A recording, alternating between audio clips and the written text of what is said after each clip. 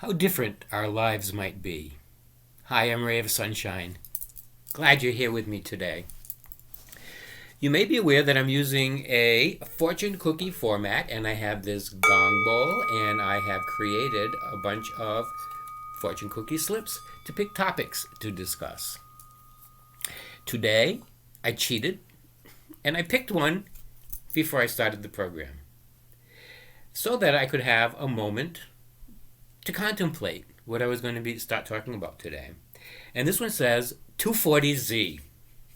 240Z may or may not mean something to some people. It never meant anything to me. Cars never really meant anything to me, but I had a friend that cars meant a lot to us, particularly this 240Z. And this goes back to when I was in college, when I was a freshman in college. It was back in the 1970s. And I made a friend who had a 240Z, and we were very much unlike each other. I don't know really how it is that we became friends, but we were pretty good friends. We hung around a lot, and he was very different than me. I was shy and reserved, and he was outgoing and flashy and the fashion king. And the 240Z, it's a sports car, and this was a bright goldish yellow uh, sporty car with this big 240Z painted on the side of it, and that's why I remember it was a 240Z. That meant nothing to me. It meant a lot to him though, and that was his identity, and his mission in life was to pick up girls and bring them over to the motor home that they had in their backyard and have fun. And so we would drive around, and he would do his thing. I would be along for the trip. We'd do other stuff too, but girls were a big thing for him. And so I didn't feel that we meshed, but he liked me, and he kept calling me, Ray, you want to do this, you want to do that. And we hung out a lot, to a point where he decided one day that he wanted to go to. This was this time of year, and he decided June, and he decided he wanted to go to not California, Colorado, for a couple of months for the summer. And would I come along? And I said, sure. That sounds like fun.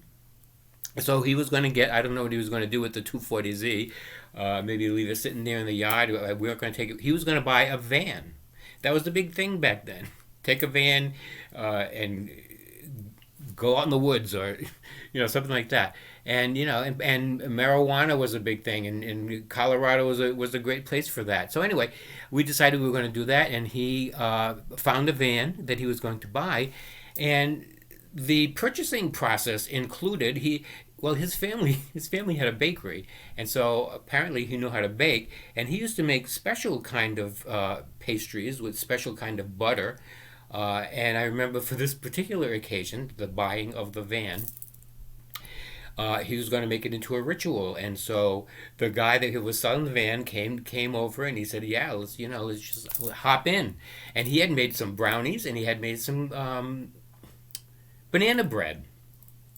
And we're all sitting around in the back of the van to do this transaction and eating the banana bread and whatnot. I turned it into sort of a party routine. But meanwhile, my mother and my sister, who's 1 year younger than me, were keeping in touch. We didn't have cell phones then, but using the house phone, and they would call, leave a message. I would call them back, and that sort of thing. So one day, they called, and I said, "Hey, I'm going with 240Z to Colorado for the summer." "Oh no, Ray, you can't do that." So they kept calling and calling. "Please think about it, Ray. I think this is a mistake." And so finally, one day, just before we were ready to leave, we're packed up, we're ready to leave the next morning, and sure enough, I get a phone call from my sister, and she said, whatever it is that she said, she talked me out of it, and I said, okay, to 240Z, I said, I'm not going. He said, yeah, okay, I understand, and it never happened. But sometimes, I oftentimes used to wonder what would have happened. How would my life be different if I had gone on that trip? Who knows? But it would have taken a very different turn than what it did, and I don't know I don't know the full extent of what that implies because it didn't happen. Something different happened. I stayed. And that summer, I discovered P-Town, and my life went in a much different direction than it would have gone if I had gone with 240Z.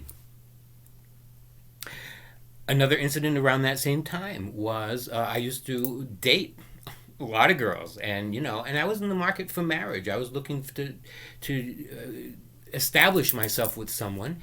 So I talked about marriage a lot, and I even planned marriages. I had one local, a person that I worked with that we had gotten engaged, and we actually planned a double wedding with my sister, the same sister that I'm talking about there, who convinced me not to go on that trip.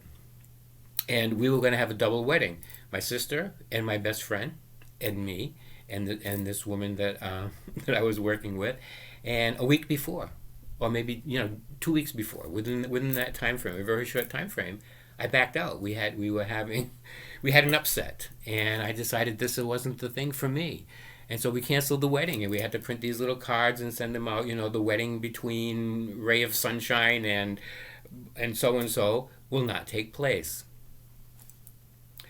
And I wonder what would have happened if it did take place. My life would have taken a different turn. It'd be a lot different than what it's now. And it's kind of like, it's the same theme as if you were with me the other day, and I believe it was video A1, and I'm talking about my friend Joe, who I met out kayaking on the pond. And Joe, I'm going to have boxes on the side of my head at the end of this video so you can check it. I'll put A1. So you can go there and look at that video because there's things for you to learn, and there's also things I'm going to be putting my pilot video. And the reason I'm going to be putting my pilot video is to give you the opportunity when you have 25 minutes and 25 seconds to check it out. And I realize that I keep repeating myself, and I keep saying things like do something different to discover something different, and I'm going to keep saying it until it sinks in. And I know it's not sinking in, because if it was sinking in, because I know you're a lot like me, right? It takes a while. You got to keep repeating things over and over. So do something different to discover something different. And my suggestion is get your butt over there, check out my pilot video, because you're going to learn stuff about me and you're going to learn a lot of stuff about you. And then send it to some character that would be out of your character to send it to. Why? To do something different, to discover something different about you, because that's the new age energy that we're in, and I'm going to talk about that a little bit more in a minute. But also to give that person an opportunity to discover something different about them. So there's the pilot video, there's my series 1 through 6 videos, which are different, and they are an opportunity for you to discover how you deal with different. So there's all those opportunities. The A1 video I was talking about when I met Joe out kayaking, and Joe was telling me about one of his roommates who fell in love with a woman. They decided they were going to move out of the apartment because they realized it wasn't a good arrangement, and meanwhile the girlfriend killed herself. And Joe was having a hard time with that. He wasn't used to being exposed to death. And one of the big things he said, one of the big impacts it had on him was, life is so frail. Here one moment, gone the next. And it really hit him hard. And, that hit me hard again earlier today. The theme came up again for me because I was doing something different to discover something different. And I went kayaking. I no sooner get out off the boat ramp, and this guy pulls up in a car, and he comes out, and he's not somebody that I know, but he's waving at me, right? So I wave, and he's saying, come here. And normally I would just say, see ya, and take off. But I said, he clearly has something he wants to talk to me about, and since I need to accomplish doing something different, I haven't done something different yet today, let me see what it's all about. So I pull on over, we introduce ourselves. Hi, I'm Ray, and he is Philippe from Brazil. And he tells me, he says, where's your life jacket? or he didn't call it a life jacket. He says, "Where's your, where's your vest?" I said, "Right here. It's right here behind me. Why? Why?" He said, "Well, you should be wearing it." I said, "Well, I feel confident without it. See you later." No, no, no, no. Wait, wait, wait. Come here. I said, "Well, I don't. I don't usually even get. I'm not going to get out of my boat. I'm not going to get my feet wet." Yeah, yeah, come here, man. I wanted you to meet somebody. His friend was sitting up in the car. So I said, okay. So I pulled over, which is not something I would normally do, but I'm doing something different. And he goes over, he introduced me to his friend, and he says, this is the guy he's talking about me. So this is the guy I was telling you about when we were driving down here. This is the guy, I saved his life. And I'm looking at him, I said, what are you talking about? He said, I saved your life. He said, I don't know what you call it. Something told me that you were going to be in an accident today and you needed your vest. And I saved your life. I said, oh, it's a premonition. He said, yeah, premonition. Something told me you were in danger. And I love you, he says. I love you. You're my friend, and I wanted to take care of you, which I thought was kind of a nice thing. Made me feel good. But I realized that he was serious. And it wasn't anything that was way out of the ordinary for me because Sid, my husband Sid, used to do that stuff all the time with people. And if you haven't met Sid, go to the pilot video. Well, you'll meet Sid on every single video that I talk about because I talk about Sid a lot, Sid used to talk. Sid was with a man for 31 years before he was with me. His name was Bob, and I talk about this. I think it's on video number 3, my party time video, my birthday video. And Sid used to talk about Bob all the time, and he sometimes he even apologized. Sorry, I'm talking about Bob so much, and I never minded because I knew he also had a great deal of love for me, and he felt the same way about me, and so I actually found it admirable that he was talking about Bob the way that he was all the time. And so I talk about Sid. Sid had a big impact on me. Sid's going to have a big impact on you too. So you'll meet Sid in any one of my videos that you'll check out. And Sid used to do stuff like that. He used to tell people because Sid used to have premonitions. Sid used to read people's minds. Sid used to get into these big elaborate scenarios with people, or little short scenarios. One time, my son Charles was behind our house. He was going skateboarding, and so he had lined himself up behind our house where there was a rather steep hill. It's a paved street, but it was kind of steep. And Sid's inside in the kitchen. He says, "Oh my God!" And he goes running outside the back door. And Charles is right at the top of the hill there, ready to go down the hill. And he says, "Charles, don't!" And as he's telling him, "Don't go down the hill." And Charles, too late. Charles is already on the way down the hill, and he lost his balance, and he went flying. And Sid knew. Sid, before a few seconds before this happened, Sid was in the house. He said, "Oh my God, something's going to happen," and he went running out there to warn him, but it was too late. And Charles went flying and landed on his arm and cracked this. I know this is gross, but he cracked this right in half, and the bone was sticking out, and it was obviously a big ordeal, and we got the ambulance and all that. And to this day, Charles still, he has pins in there, and it was a major thing. But that was a premonition that Sid had. So I wasn't questioning that at all. And actually, I appreciate that this Philippe took the time to come in, and so now I have a new friend, Philippe. And so that was my something different for today. And my something different, let me tell you about my something different for yesterday. I was kayaking. I had gone across the pond, and there's an area there, palm trees. That's in video. I talk about palm trees. It's my Being Flexible video. That might be video number 4. Palm trees, flexible. But these were not palm trees. These were pine trees, and there's a pine tree grove over there, where I like to go and hang out sometimes. So I headed over to the pine tree grove and just enjoying myself. I enjoy my own company. I find myself stimulating, and I spend a lot of time whenever I have the opportunity with myself, just talking to myself, being alone, enjoying nature, and that's what I was doing. So I'm standing in the middle of this pine tree grove, soaking it all in. It was a spectacular day, beautiful breeze coming, and I'm thinking, and now I'm looking at the trees that are around me, and I'm thinking, oh, why am I'm looking at these trees because I'm looking for a place to pee, right? And this, I stopped to think. I said, now why ever would I need to go pee up against a tree? And I realized that for the past 60 years, I've been peeing on trees because when I was a little kid, and I used to spend a lot of time outdoors, being at the beach or playing around in the woods, whatever. And so if I had to pee, my mother would just say, "Hey, just pee on a tree."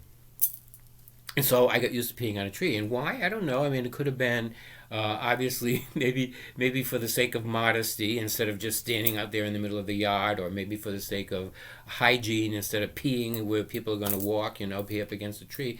And I realized, yeah, I've been peeing on trees for 6 decades now, and I'm asking myself, why is it that I need to pee on a tree?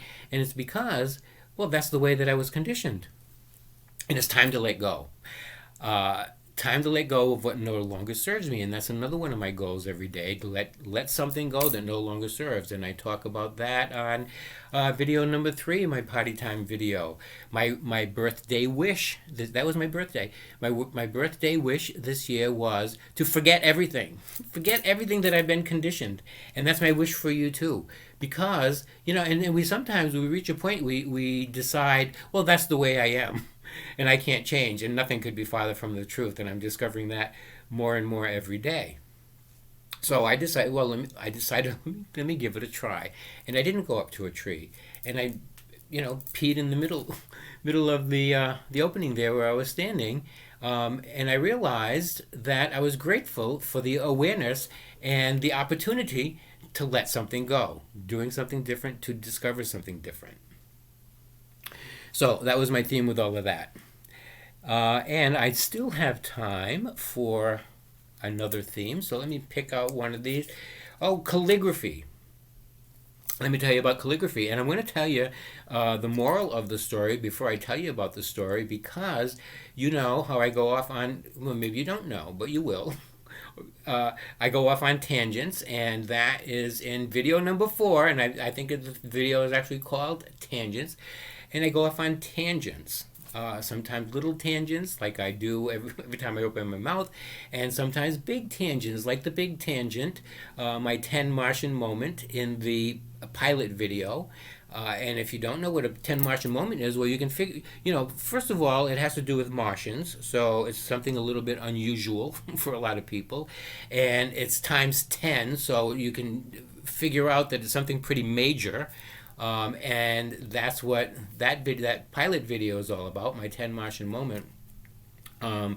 So, in there, that's probably one of the only videos I don't talk about doing something different to discover something different.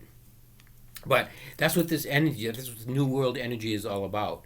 And a lot of those other videos too, I talk about, a lot of the endeavors that I've had over the course of my life, and the idea of there's something inside of you that bubbles up. That feels to me like that's the way, that's been the pattern of how things work. I decided one day that I love to cook, and I eventually got into a catering business, and so I talk about how that bubbled up. And this one here, and calligraphy is another example. But I think the main difference is, in the old energy and the new energy. If you saw, I don't know which video it is. I think it's video number 2. I talk about my little friends here, the monks that I have sitting on either side of this tapestry, which is just behind me. And if you don't know what the tapestry says, you'll see that too on video number 2, which you also have a chance on video number 2 to meet me, to meet some people that I know, who are people that gave me a lot of these things that are hanging around in my sanctuary. And that's video number 2. You'll learn, I have little messages tucked in, so it's your chance to discover how you deal with different, and how you are able to find messages in unlikely places. That's on video number 2. So, and I talk about that there. I talk about the theme that's on this tapestry behind me.